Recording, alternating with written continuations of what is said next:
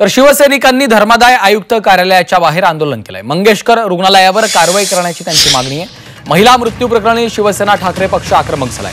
मंगेशकर रुग्णालयावर कारवाई करण्याची मागणी।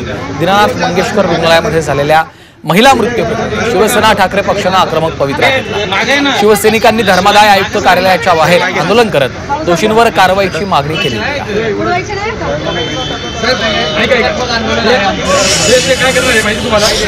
धर्मादाय आयुक्तांना या ठिकाणी आम्ही घेराव घालायला होतो। जर दीनानाथ मंगेशकर हॉस्पिटलवर कारवाई झाली नाही तर पुढच्या काळामध्ये आम्ही इथं कोर्ट आहे का काय बघणार नाही।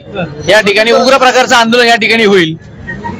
आंदोलन करण्यामागचं कारण हे आहे की पुण्यातल्या दीनानाथ मंगेशकर हॉस्पिटल आहेच, पण त्या अनुषंगाने इतर हॉस्पिटलमध्ये सुद्धा ही आरेराव्याची भाषा चालते।